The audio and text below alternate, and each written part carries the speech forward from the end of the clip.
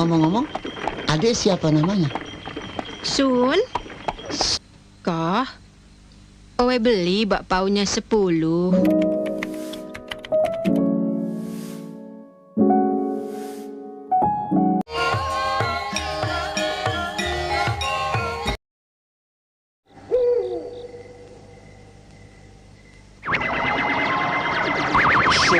Jadi tentreman. Diawali dengan memperlihatkan sebuah pemandangan hutan alas roban, kisah akan berfokus kepada kedua pemuda yang sedang berburu di hutan tersebut.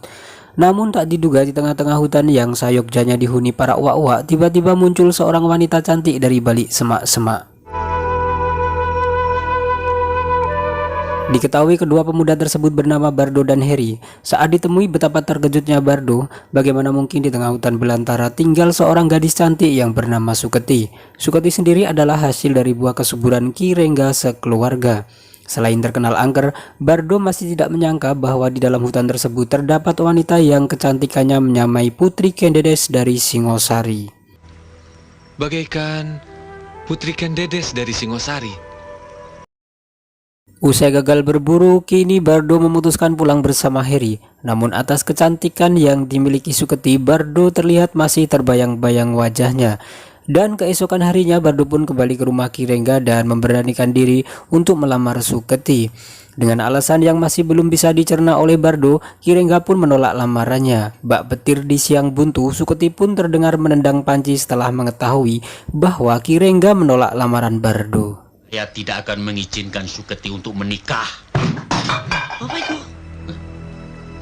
Tak ingin mengecewakan Suketi, Ki Rengga kini memperbolehkan Bardo melamar Suketi anaknya dan Bardo pun menyetujui persyaratan yang diberikan oleh Ki Rengga.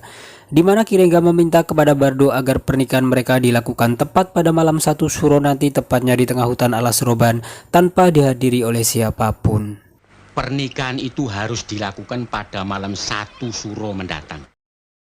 Singkat cerita, tibalah saatnya pada malam 1 Suro di mana segala persyaratan mulai dari KTP, KK, surat vaksin, surat imunisasi, bahkan dekorasi pun sudah dipersiapkan oleh Ki Rengga. Tidak ada emak-emak yang biasa sering kita lihat berebut makanan di saat kondangan. Pernikahan pun berjalan dengan lancar seperti yang diharapkan oleh Ki Rengga. Laksanakan tugas kalian sebagai suami istri. Usai ijab kabul seperti pasangan pasutri pada umumnya, terlihat mereka sedang menikmati bulan madu tanpa dialing-alingi balon karet atau lebih dikenal masyarakat luas dengan sebutan alat kontrasepsi.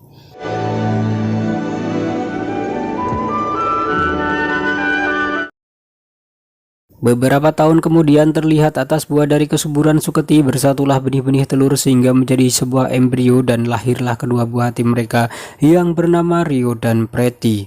Hal itu juga berdampak kepada Biasi yang setiap hari merawat dan membesarkan mereka, dan ekonomi mereka juga berangsur membaik, di mana perusahaan milik Bardo sangat berkembang signifikan dan tentunya pundi-pundi dolar mereka mengalahkan penghasilan podcast Om Deddy. Dan dengan pendapatan yang diperoleh tentunya dalam 7 turunan sangat amat cukup untuk membuat ngebul dapur Suketi.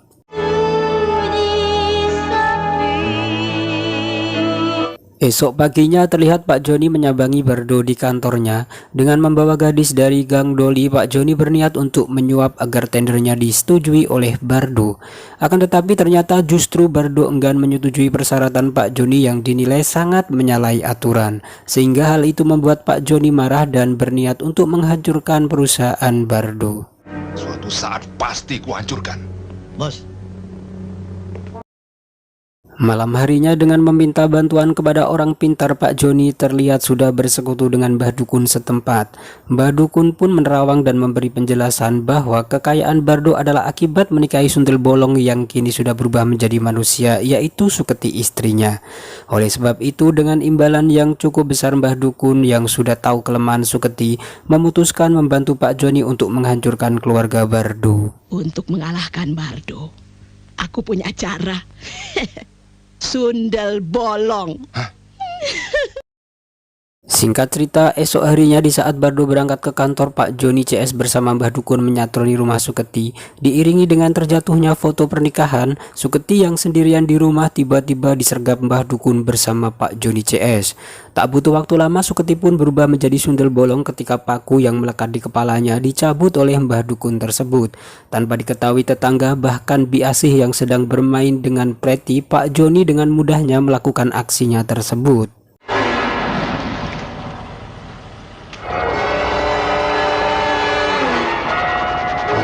Tak berselang lama, Rio yang pulang dari sekolah pun terkejut dan hanya bisa memanggil-manggil ketika mendengar ketawa mamanya.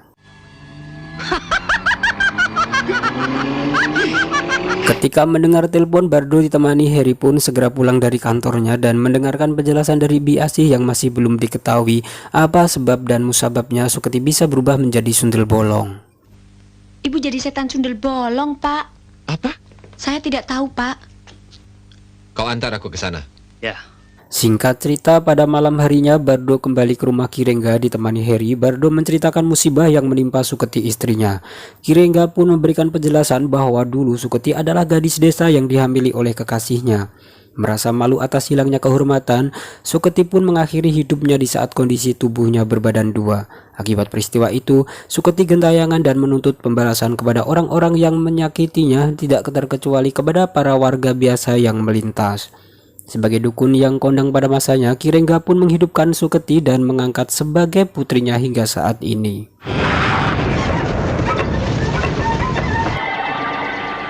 Mengherankan. Ia memanggil Sukmo Jatine si Suketi.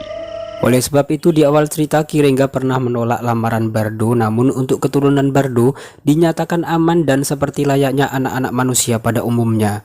Dan atas musibah yang menimpa Suketi khususnya saat ini adalah murni dari sang rival bisnis yang iri melihat kesuksesan Bardo. Mereka sengaja menjatuhkanmu melalui orang-orang pintar. Kedua anakmu itu manusia sejati. Namun naas bagi Biasih, di mana bisa kita lihat Pak Joni kembali menyatroni mereka. Dan Biasih harus kehilangan nyawanya setelah melakukan perlawanan terhadap Pak Joni yang malam ini berhasil membawa kabur Preti. Rio yang melihat itu, dia hanya bisa memanggil-manggil dan berteriak dan berharap agar Pak Joni tidak membawa Preti adiknya. Bangun, Bi. Bi, Preti dibawa. Adik saya jangan dibawa. Adik saya jangan dibawa. Sesampainya di rumah, betapa terkejutnya Bardo mendapati bahwa Biasih sudah tidak bernyawa. Rio pun terdiam dan masih enggan memberikan keterangan perihal peristiwa yang menimpa Preti. Tak berselang lama, tiba-tiba pesawat telepon berbunyi. Di mana anakku sekarang? Halo? Jangan coba-coba menghubungi polisi. Benar saja, ternyata Preti sudah berada di tangan Pak Joni si penculik. Bardo yang masih belum tahu bahwa pelakunya adalah Pak Joni CS meminta agar Preti tidak disakiti. Saat di wartel, Karsiman yang bertugas menggendong Preti panik setelah mengetahui bahwa ada polisi melintas di dekatnya. Naas bagi Preti, terlihat Preti menghembuskan nafas terakhirnya ketika Karsiman tak sengaja terlalu lama menyekap mulutnya. Panik atas kejadian itu, mereka pun mengirimkan jasad Preti ke rumah Bardo ayahnya. Preti.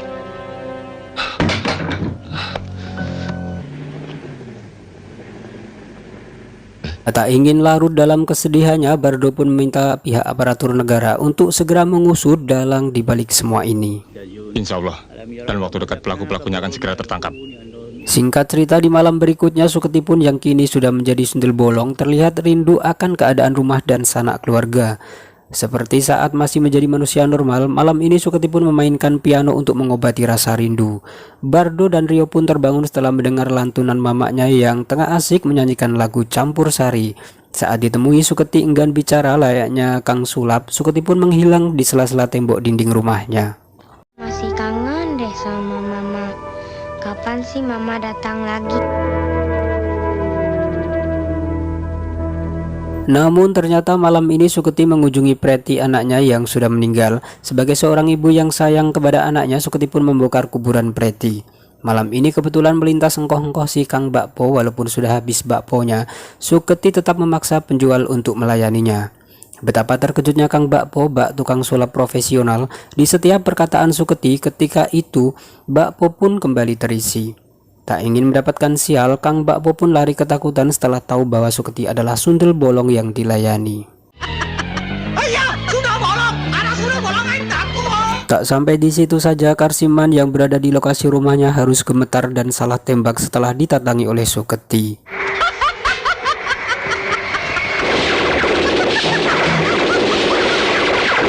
Perlu diketahui bahwa Karsiman sendiri adalah salah satu dari pelaku di balik penculikan dan meninggalnya Preti.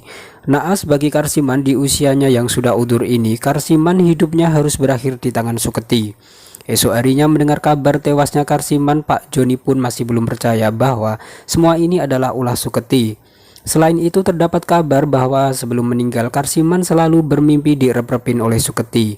Di sisi lain, Pak Polisi mencoba memeriksa di mana Preti dikuburkan. Bahwasanya sebelum Karsiman meninggal sempat juga beredar info bahwa Kang Bakpo diganggu jurik yang sedang menggendong anaknya. Namun kejanggalan tersebut tak menemui tanda-tanda pada kuburan Preti. Dia adalah salah seorang penculik yang kami curigai.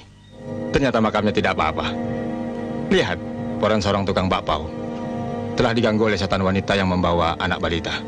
Sedikit hiburan, kisah akan berfokus kepada Bokir dan Dorman, di mana Bokir yang notabene penggemar berat John Lennon pun kini meniti karirnya sebagai penyanyi dangdut top di eranya. Bang Bokir terkejut setelah dalam perjalanan menuju rawa bangkai dirinya dicegat wanita cantik yang mengaku sebagai penggemar beratnya. Wanita tersebut sebenarnya adalah Suketi dan saat kejadian itu wanita tersebut memperkenalkan diri dengan sebutan nama Sun. Garnisun kali. Bukan juga. Adik siapa namanya? Sun? Tak pernah terbayangkan sebelumnya dengan lagu yang berjudul Di Dalam Tembok Derita, Bang Bokir sudah berada di sebuah konser dan didampingi oleh Nona Sun. Belum juga genap 5 menit konser Bang Bokir dihentikan setelah kondisi lampu padam, dan setelah lampu menyala tiba-tiba mereka sudah berada di sela-sela padatnya penduduk kuburan. Aduh, lampu mati kok jadi sepi?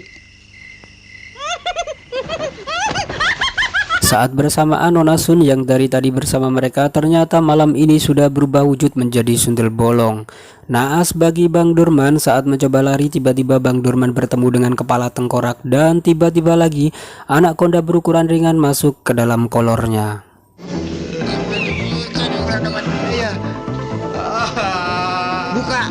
Saat panik melintas, bapak-bapak tua mengendarai motor berjalan di seberang jalan kuburan. Namun saat Bang Bokir dan Bang Dorman akan menumpang, tiba-tiba Suketi dengan cepat mencerobot antrian mereka. Numpang ya. Cepat naik. Sundel bolong.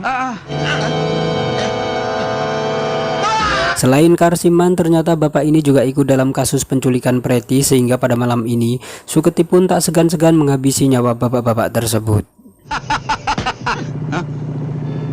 Aku ini sundel bolong.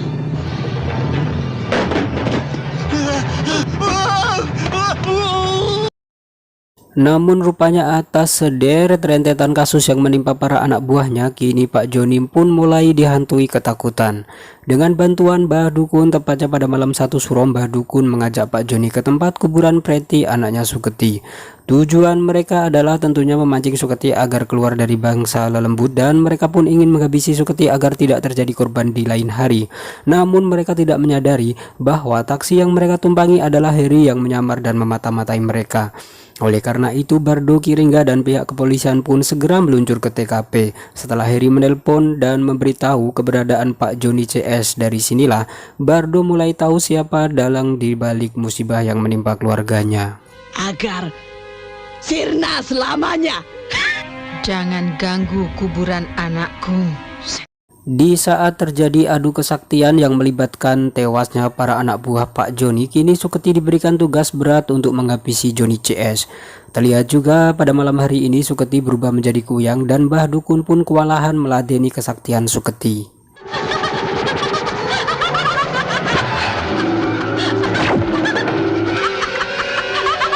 Singkat cerita, dengan kemampuan perdukunan yang dulu pernah dimiliki oleh Kiringga ditambah sebilah keris empu gandring yang dikeluarkannya, kini Pak Joni dan Mbah Dukun pun terkapar di tangan Suketi.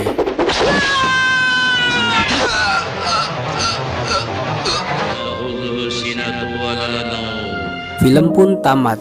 Dan marilah kita selalu berdoa agar kalau ada arwah-arwah yang gentayangan, tentunya kita selalu dijauhkan dan semoga arwah-arwah tersebut tetap tenang di sana. Bagi para orang tua khususnya, bekali anak-anak dengan akhlak sedini mungkin. Di samping pergaulan bebas, setidaknya kelak mereka punya rem yang begitu pakem agar tidak terjerumus dalam kesesatan. Pada dasarnya, bunuh diri dan balas dendam, dua-duanya adalah hal yang akan membuat rugi diri sendiri. Sekian dan terima kasih sudah berkunjung ke video saya, dan sampai jumpa di video berikutnya.